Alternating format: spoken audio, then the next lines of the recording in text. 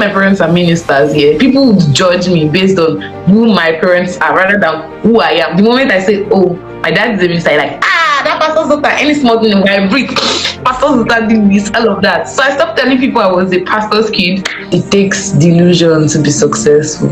There is a certain level of delusion that you need to be successful. I was 11 when I realized.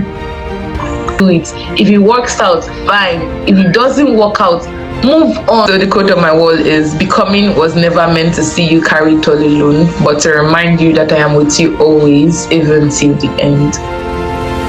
Precious is a creative writer, literature teacher, spoken word artist, a storyteller, and an author. Mind you, she's written, I think it's about 3 books or 4. Guys, welcome to yet another live session with the Lioness Taffy. I am joined with Odigan, Precious, Oluwafenami. I tried my Nigerians, guys. Welcome to the stage, Precious. Please say your full name properly so that if I butchered it, I will know that I butchered it. Okay. Hello, everyone. My name is Ogidon Precious Oluwafenami. Oh, interesting. What does Odigan mean? What does it mean? Okay, so Ogidon means warrior. It's basically like my forefather's name. Yeah. It means a brave person, a warrior. Wow. No, that's a very power-packed name, but I'm just gonna go to like some icebreakers so that you can just get comfortable, and then from there on we'll go to the serious things. So okay. What do you like? Do you like writing or do you like performing? Writing or performing? Writing, please. I mean, I do love performing, but I think I would choose writing. Yeah. Writing. Wow. Okay. Tea or coffee? Tea. I don't like caffeine. I think lately I've actually figured that I like tea more than coffee. Like, tea relaxes me a lot. And then the last one, if you had to travel anywhere to the world, what is that one place that you want to go to? South Korea. I am a K-drama girly. Okay, tell me, when you introduced to the K-drama by Boys Over Flowers, what's the first Korean thing that you watched? That's it. Okay, was it? No, it was To the Beautiful You. To the Beautiful You was the first, actually. I've never watched that one. Really? It was so popular at a point in time. I think Boys Over Flowers was the second. Boys Over Flowers, I mean, I married each and every person that was in that series. Like, I was hooked. I was like, I do, but no, it's not Korean.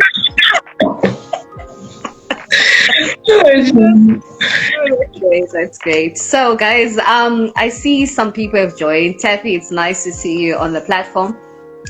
Precious is a creative writer, literature teacher, spoken word artist, a storyteller, and an author. We started this whole journey at the age of 6. Yeah. You realize, at 6 years old, when did you realize that, okay, there's something brewing in? What happened then?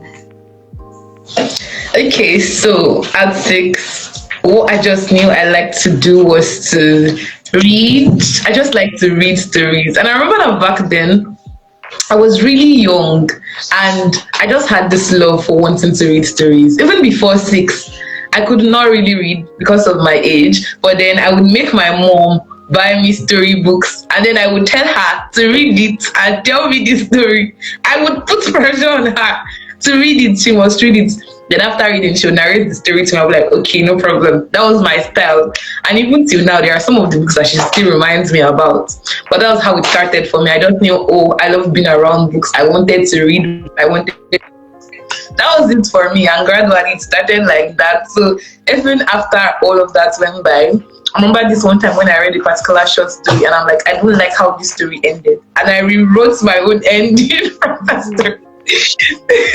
So it's just always been stories for me. That was how I knew, I love stories in full plot.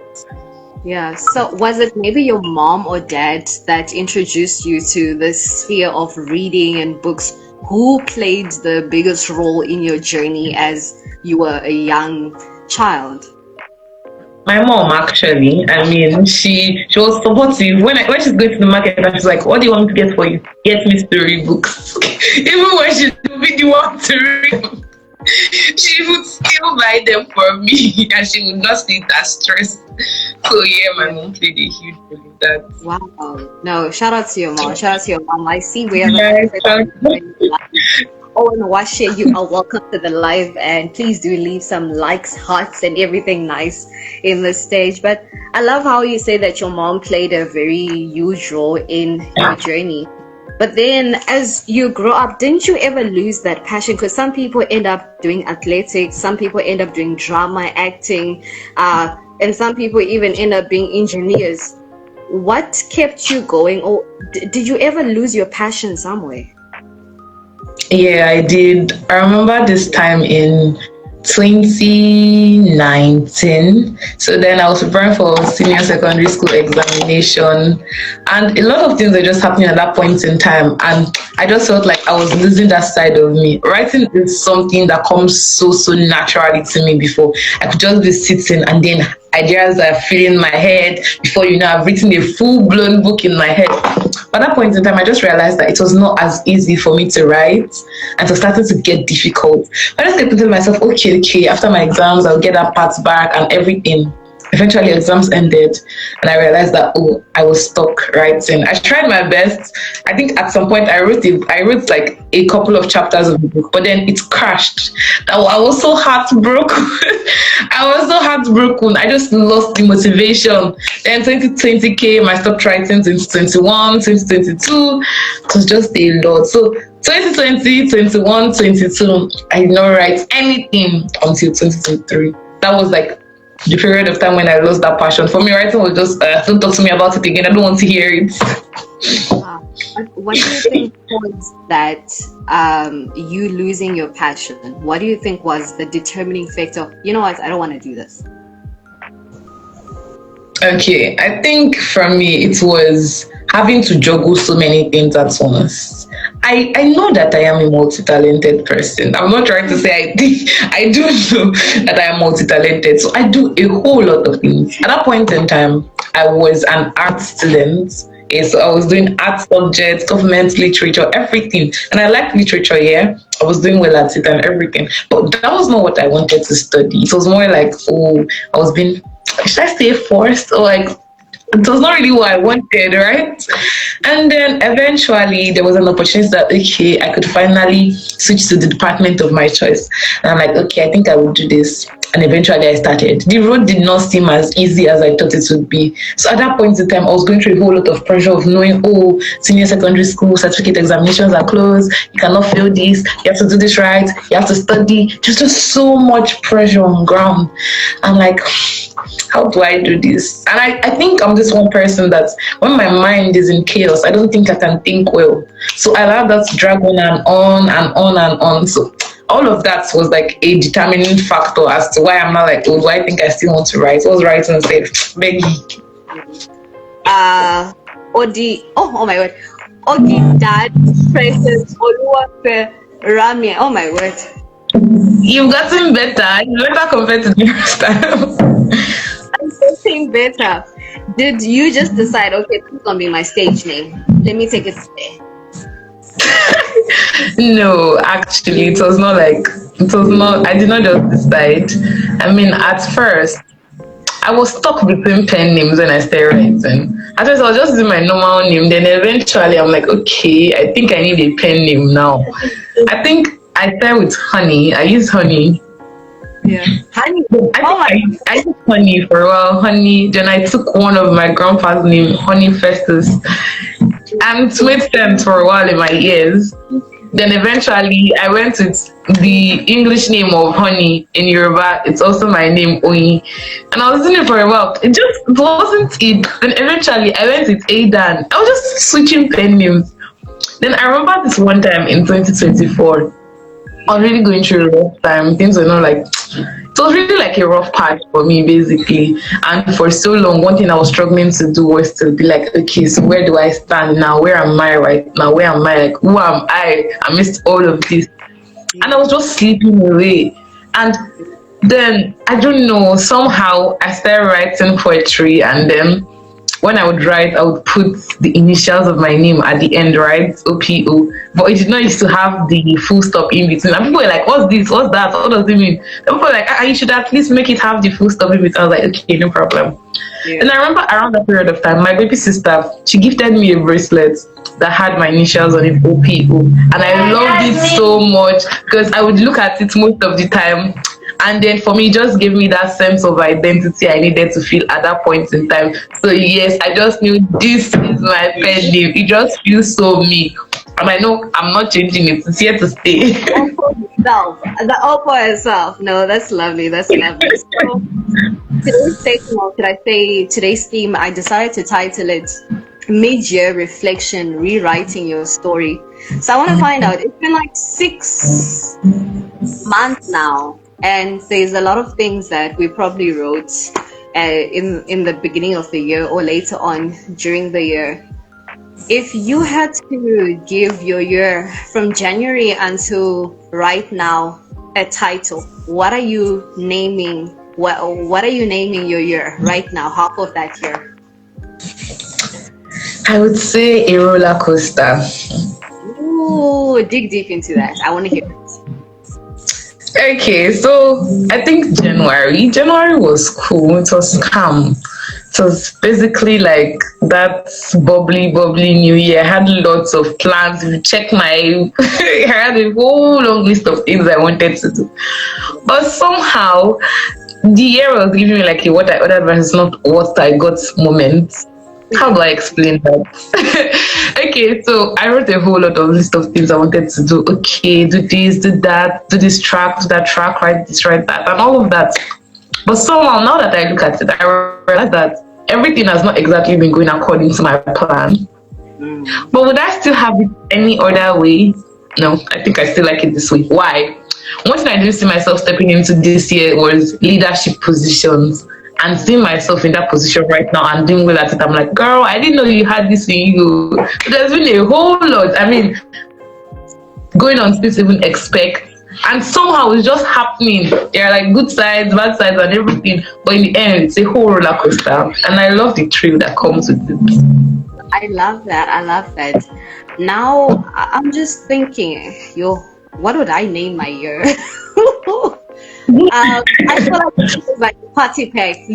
That party pack that you just buy and you kind of don't know what's in that party pack. That's my year. And so I think I've just been taking out different stuff from this party pack and just been shocked. I've had many aha moments. Now I want to ask you, as we go forth, what do you think people need to do differently to be able to maybe achieve some of those things that they say that they're going to achieve? Or what is that word of encouragement, or what has helped you so far? For me, one thing I tell myself is that it takes delusion to be successful. There is a certain level of delusion that you need to be successful. Because I feel like there are many times people have ideas in their head. People have so many things they want to do. But that feeling of, oh, what if I don't do well? What if people don't like it? What if this? What if that? Stop it! That's nonsense. It kills a whole lot. And even from like my experiences with people, I see it a whole lot. So my advice and word of encouragement to people would be, just do it. Don't think too much about it. Whether you think it would work out or not, do it. If it works out, fine. If it doesn't work out, move on. Don't be stuck in that ditch and you're like, oh, I lost this one. Will I win another one? That's one thing I tell myself and it helps me a lot. If I go for a competition today and I lose, I had one, I think last month, I lost.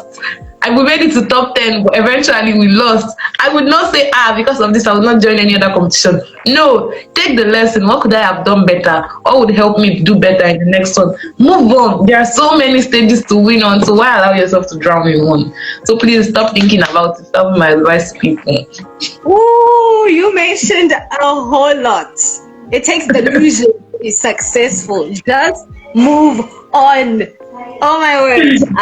I'm stuck at that. I'm stuck at that. Like, what just happened? And I think it's very beautiful that you actually mentioned that sometimes we are going to lose, and it's not Yeah. every time that we get to have claps. And I love the fact that you mentioned that you recently lost at a slam, whereas you have a track history of winning at slams. Like, how did you emotionally move on from that? Because it's not easy, to be honest. Like, did you cry? What did you do? It's like a walk of shame.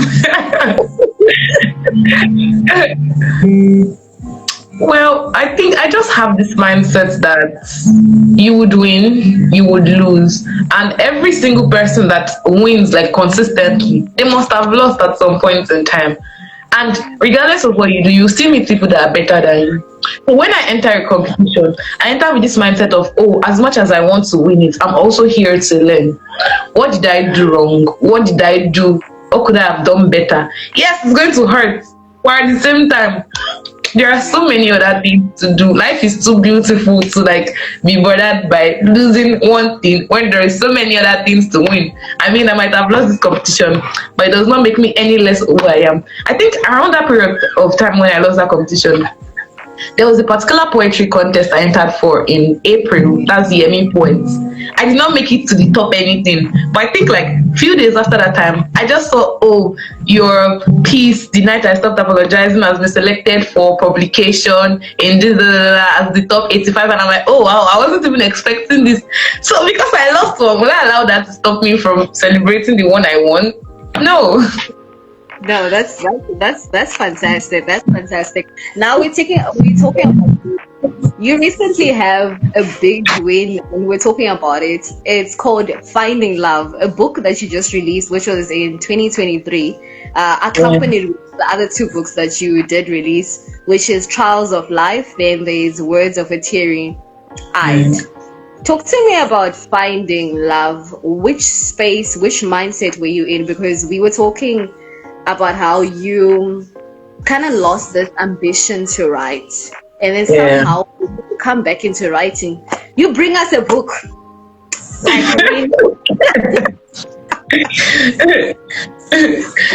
Okay, so finding love for me was like a really personal moment because I felt so lost, and at that point in time, I just wanted to write. It felt like I was trying everything, but it wasn't hitting it yet. It wasn't me. I was not feeling me yet. And then what did I do? I was praying. Like I said, I was praying. So it's more like a very personal thing for me. I was praying, and then eventually the nudge to write Finding Love came. And I was very stubborn about it. I can be stubborn too. I was stubborn about it because I'm like, Finding Love. That's like a very weird title. What does that even mean? But eventually I started writing. The first few chapters, I wrote it on paper because at first I was like, okay, maybe I'm stuck because I'm used to writing on paper and now I have to write on phone and all of that. I wrote on paper. After 2 chapters, I quit. It wasn't me. It was not flowing. I was just stuck. I'm like, what am I even supposed to write about?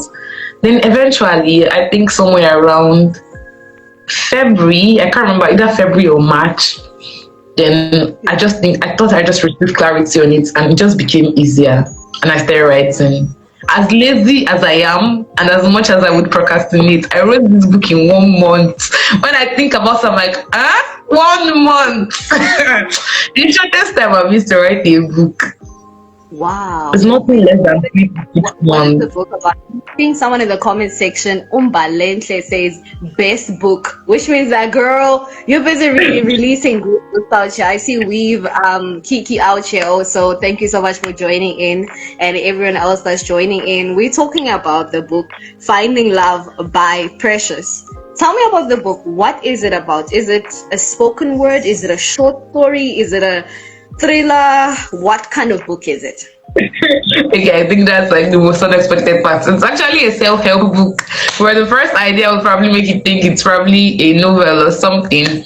It's a book that talks about my journey of how I found God. It talks about my story of how I found the love of God, the love that I did not know I needed. And that's why I said it's like very personal for me. Because at that point in time, I felt lost. I felt like I was doing a whole lot of things I did not understand. But at that point in time, it was me basically taking people on a journey of how my life started from when I was young, my love for reading stories, and basically secondary school to like A levels and everything. So it was basically a journey of my life of how I found God, which I believe is the greatest love of all. That's basically my love. Give us so brief of how you found God. I know for myself, I grew up in a Christian home, but the most important part when I got to experience him was in university, where I'm like, oh, so this is God, not the God I saw my parents. It's like God I miss when I'm busy clubbing and tomorrow I need to be leading prayer. You know, I was in weird times at that moment. So tell me your journey of how you found God to the point that you decided to release a book called Finding Love. Okay. So for me, my journey, my story is actually like very similar to yours, by the way. I mean, I grew up in a Christian home. My parents are pastors, by the way. So yeah, I mean, I've grown up in church, been in church most of my life and all of that. But I had this, should I say, perspective of, oh, the God I've seen my parents pray about, pray to, talk to, and everything. It just felt like, oh, it's a normal thing to do, go to church, pray, fast, all of that. But I wanted to come into the experience of, oh, who is God to me? And I feel like I was on that quest. And then from, I think, secondary school, senior secondary school precisely, there were moments when I would feel like, oh, God is speaking to me. And there were moments I talked about in Finding Love. One was during a basketball competition in school. And then I just randomly heard a voice tell me, you scored 3 goals. And I'm like, oh, wow, how come? I did. And I did not score anything else after that. It felt so funny to me because I'm like, did I just hear God's voice? That was one. Then, but at that point in time, I had not come into the realization of, oh, this is God, or this is God wanting to speak to me and all of that until when I finally went for A levels. I had these 2 roommates. They were really good kids. I mean, there were times when we would pray together and all of that. And then I joined this church. The name was Eden Center, and that really shaped my walk with God because we had lots of teachings about, oh, the Holy Spirit, this. So in that point in time, I just wanted to, it became a moment of realization for me that, okay, I'm finally learning to know about God, not the God I hear people talk about every single time, but the God I want to experience from my own perspective. And one thing I think that drew me back a bit was that because my parents are ministers here, people would judge me based on who my parents are rather than who I am. The moment I say, oh, my dad's a minister, like, that pastor's daughter, any small thing where I breathe, pastor's daughter did this, all of that. So I stopped telling people I was a pastor's kid. And then I was just like, you know what, I just want to find God myself. And yeah, gradually, I set out on that path. I had friends, but basically the church I attended really shaped me. Shout out to Pastor Akin. It was home, and it really helped my walk with God. Yeah. I love that. And it's usually people, unexpected times that we actually find him. Some people are radical, and I feel like just because you feel like something simple doesn't mean that it's not radical. So exactly. You just find him in your room or in the dome or wherever. It's not simple. It's the most radical yet the most beautiful thing ever. And I just want to give a shout out to officially Mrs. Ntima. It's an honor to have you on this live session. Who are we to host and you join us? It's an honor. And I just want to now come into, you wrote Trials of Life in 2017. Then you wrote Words of Teary-Eyed. Walk me through those 2 books that you also wrote. Okay, so for Trials of Life was my first published book, and I was a kid then. So how old were you? I was 11 when I wrote. No. no. You read a book at 11 years old. What are you made out of? Oh gosh. You deserve your flowers. Like what? Okay, now tell me, how did that happen? How does an 11-year-old write a book and publish it? Okay, so like I said, I started writing and reading books from 6 years. So over time, I would just write something, dump it somewhere, write anything I felt like, any idea I felt like, and dump it somewhere. Then sometimes I'll give to my mom to read. Then eventually I wrote that particular book, but that was not the original title. It got edited and the title changed to something else. So when I eventually wrote that one, I think then I was now in GSS 2 or 3, I'm not quite sure. Then I showed my mom and she was like, she likes this. And then the next day at work, she showed it to a publisher and I was like, wow, this is really beautiful. How old is your child? And everything was like, 11. Like, you know what, I'm publishing this. But basically, my mom was like a really big support system. Then it's just happened like very fast before you know we're talking about publishing this book and everything. Just like that, it got published, it got edited and everything. But that was basically it. And yeah, that was how the Trials of Life came to be. So the Trials of Life is basically about a young man that had to go through like a lot. He basically had to go through a lot, from not having a job to doing lots of menial jobs and then eventually getting a job. So it basically depicts how for humans we have like lots of things we go through, right? But at the end of the day, their trials and eventually it will smile. Even though it takes time, there is always the silver lining. Yeah, so that's what the Trials of Life was about. Then Words of a Teary-Eyed, that was during my writer's block era. Basically, I just cried. That's why it's Words of a Teary-Eyed. In your writer's block era, you release a book. In the moment where you're not doing anything, you release a book. Like, I'm scared of your silence.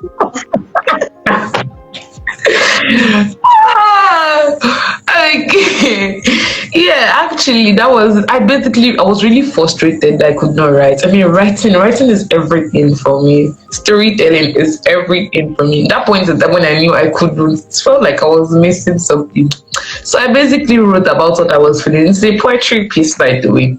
I just wrote about what I was feeling at that point in time and how much it had affected me. That was what Words of a Teary-Eyed was about. I was talking about how I chose my passion, how I chose my career over my passion, and now it feels like my passion is stuck somewhere and then I just can't find it and I'm trying to juggle both together. So that was it for me. Yeah. No, that's great. You speak about passion and career. What is it that you wanted to become when you were growing up? Me, a lot. At first I wanted to be a lawyer.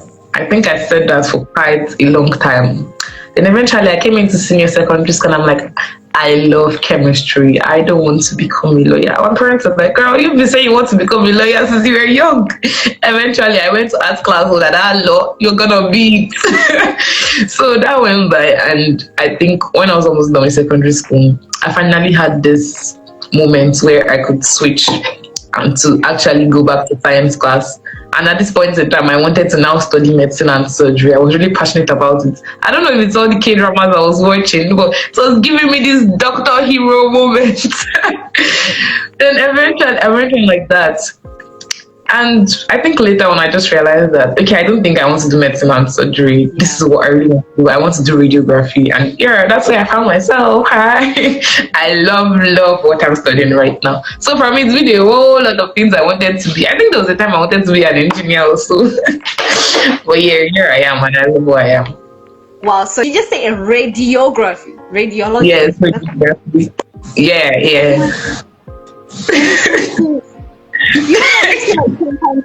You're like a doctor, theopoherself.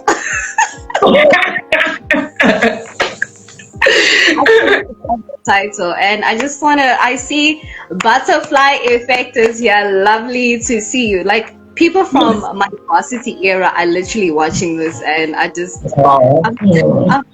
happy. So you say that you did how do you say? Is it radiology? Is that radiography? radiography, but it's still like the same department with radiology. Wow. Wow. Do you enjoy it? Yeah, I love it. I promise you, I love it. It's so me. So how do you balance this professional side of you and then this creative side of you? Where's the balance? Okay, so I tell myself that radiography is a profession. Everything I do on the creative side is passion. So somehow I just have to find a way to make it work. I mean, I love writing, I love poetry, I love spoken words, I love talking. And at the same time, I love radiography, right? I can't drop one. I just have to hold on to all of them tightly. It does get overwhelming at some points, but I believe that if I love it, I have this motto: if I like it, I see it, I like it, I want it, I do it, I will do it. That is me. So regardless of how difficult it gets, I will still find a balance. Might get overwhelming. If I need to cry, I will cry, wipe my tears, and continue. So yeah, that's how I go about it actually. I love it. I love it. I'm literally enjoying this session, and I'm like, oh my word, I don't want this session to end. The session will not end. So we've got a few more questions and then we'll end it. But I know that you're going to come back.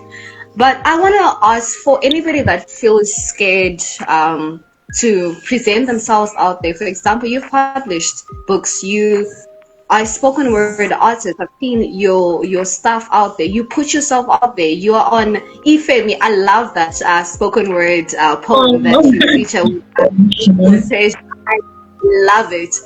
How do you put yourself out there? How do you do it? And what are you going to tell someone like me that's like, I haven't published anything, it's been stuck in here? What do you tell that person? Well, first things first. I feel like words have a way of shaping people, and sometimes it's our own self. First thing I would say to anyone is to ask themselves, what do you stand to lose if you put it out there? What do you stand to lose if you do not put it out there? Weigh the pros and the cons. If you put yourself out there, more people see you. Yeah, people might criticize you along the line, but at the end of the day, in the long run, it will pay off, right? What do you stand to lose? What do you stand to gain?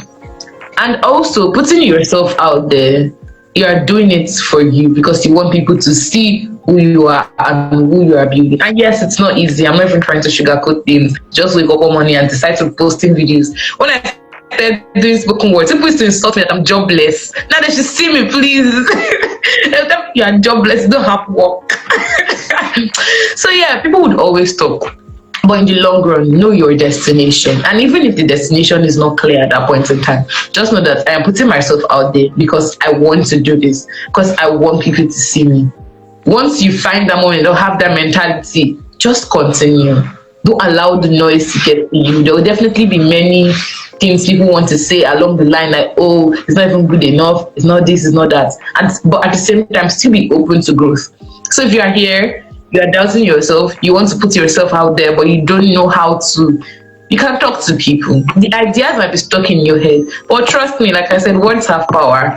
Talking to someone might just be that light bulb moment to realize that, oh, I think this thing is finally coming to life. Talking to someone might be that light bulb moment where you realize that, oh, I think I want to do this now. Everybody might not have certainty at some point in time. Everyone will not have a perfect blueprint figured out in their head. Sometimes just gets clearer as you go. So if the vision just gets clearer as you go, will you now wait for like 50 years or let's say 5 years, let's be realistic, 5 years now, and say, oh, it's still stuck in my head, it's still stuck in my head. Meanwhile, if you just started, along the lines it get clearer. So what do you stand to lose? What do you stand to gain? Weigh your pros and cons. And remember, people will always talk, potatoes will potates, haters will hate, but still choose you. In the end, it's you that matters, right? And if you continue putting yourself out there, there will be someone that will see you for what, will see your work. I can't even count the countless opportunities I've gotten because people just saw my video from a random person that posted it. But if I never posted it, nobody would see it. Wow. Thank you for that. That was power packed with so much wisdom. What do you stand to lose by putting yourself out there? And sometimes it takes one reshare I remember I was on a session and Kemi was teaching, and she was like, I just commented on someone's post, a detailed post, and then someone saw me commenting on that, and then just like that, I got an opportunity. So it's crazy. Putting yourself out there is really great. And to everyone that's joining the live session, thank you. Percy, I see you. Itimeleng, I see you. Thank you so much for being with us. We are having a session which is mid-year reflection, rewriting your story. And I am joined with Precious, who is a creative writer, literature teacher, spoken word artist, storyteller, and mind you, she started this journey at age 6. So trust me, she's like overqualified for this conversation right now. I want, as we wrap up the session, what are 3 words that would describe you? Me. I think I have to think about this one. 3 words to describe me. Ambitious. Ambitious is one. Resilient, yes, because I don't think I would back down. Then lastly, okay, I'm still thinking. Ambitious, resilience, purposeful, yeah. Wow. Now dive deep into all those 3 words. I want to hear why you chose those 3 words. Okay, so I chose ambitious because I believe that I can do anything I set my mind to. If tomorrow I wake up and say I want to own a fashion house, I will do it and nobody will stand in my way. That is how I am. So I have big dreams, I have big aspirations, and the blueprint is big, the vision is big.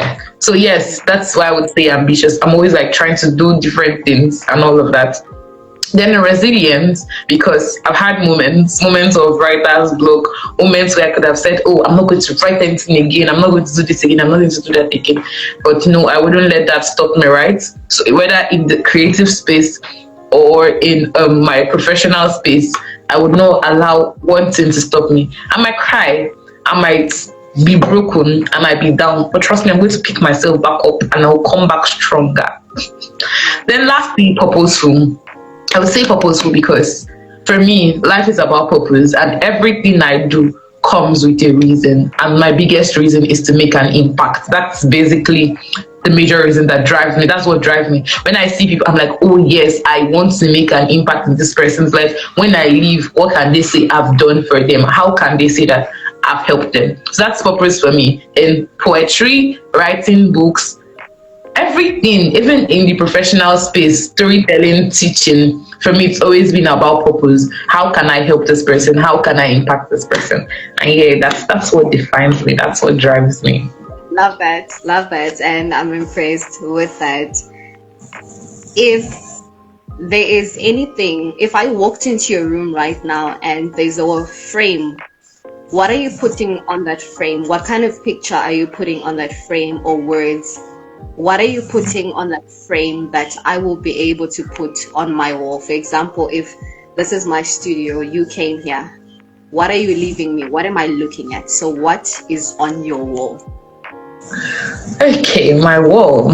And a lot of things could be, but for me right now, one thing that you would find on my wall is this quote. There's this quote I wrote recently in my journal. I think that moment was basically a moment of fear for me, because I'm like, God, I can't do any of this alone. I'm tired. And then somehow there was just this word of comfort that stood out to me a lot. It says, becoming was never meant to see you carry it all alone, but to remind you that I am with you always, even till the end. So yeah, so regardless of how difficult things get, but you went too far. I want to hear it again.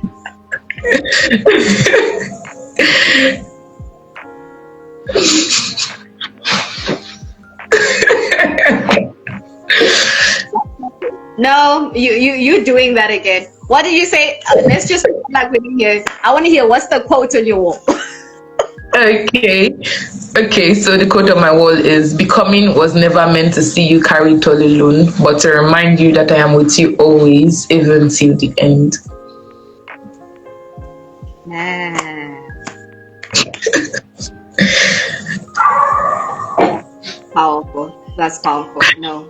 Thank you so much for allowing us to enter your wall, to enter your space, and to kind of like dig into your mind, into your heart, and like I said, into your spirit.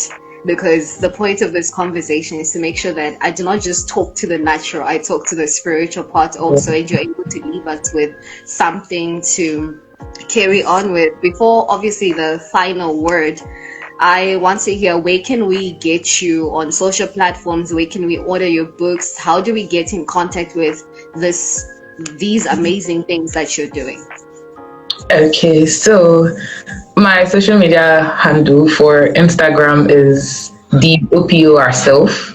And then I have a stellar link. It's also in my Instagram bio. I have a stellar link that takes you to all my books, Finding Love, Illumination. But Trials of Life is currently, I don't think it's on sale again because it's been like years ago. So that one was basically like the youngest version of me. So yes, my recent books, Finding Love, Illumination, Words of a Teary Eyed is on Wattpad actually, but yes, they're on my Instagram bio, the OPO herself. Yes, that's it. Then I'm currently working on my last book actually, but yeah, we'll save that for later. So yeah, I'm going to ask you, are we expecting anything from you? So now you know that yes, we're no, definitely. I mean, poetry book. Is it a self-help book? What kind of book is it? it is a fiction book. It's a novella. Yeah. Wow.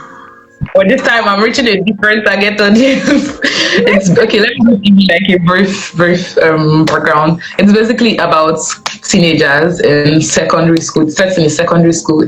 He navigates the life of a young boy whose name is Detola. How he struggles with finding his identity as a teenager in secondary school while seeing issues surrounding him and his peers. For example, issues surrounding teenagers and kids in secondary school, like family issues, how they navigate all of that, teenage pregnancy, pornography is there, smoking, gambling, every single thing. So it basically takes us on a journey of how this boy finds himself and how he's trying to find a balance and find who he actually is amidst every single thing that is happening around him. The title of the book is Who Am I? Who Am I? So yes, honestly, that's like one of my most exciting projects. But I'm currently rounding up, so yes, it will be out soon, probably 3 months from now. No, So yes. I can't wait to bring you 3 months from now where you're like, I'm doing my book launch. Where I am, but for sharing yourself, for actually being open and not being scared to actually just give yourself off. So, any final words? Okay, final words to you and everyone. Honestly, I really loved this session. I did not think it would be interesting though. I had fun. And honestly, I'm not gonna lie, I had fun. I love the fact that I could connect with you. It means a lot to me, honestly. And to everyone watching, thank you so much for joining. Thank you for doing this. I hope that in one way or the other, one of the things we've said has connected to you in the most beautiful way. I remember what I said, becoming was never meant to see you carry it all alone. So it's here to remind you that I am with you always, even to the end. Not me, oh God is with you always, even to the end. And that's the important part. If you remember that, you can do every single thing you set your mind to. Yeah, love that. I love that. Funny enough, for anybody that doesn't know, this is my first time having her, talking to her. I think 90% of my guests, it's always the very first time, and it's always so beautiful. So it's been an honor and a pleasure to speak to you, to get to know you more. You are such a lovely person, an interesting person, and I think the audience and the community, ever just comes around, wants to be like, okay, I want to know more about you. So thank you so much. Guys, once again, we were with Precious, a creative writer, literature teacher. and storyteller who started her journey at the age of 6. Now, that's impressive. Thank you so much, guys, for tuning in. It was lovely to have you. Until we meet again, take care. Yes, we'll see you again. Bye.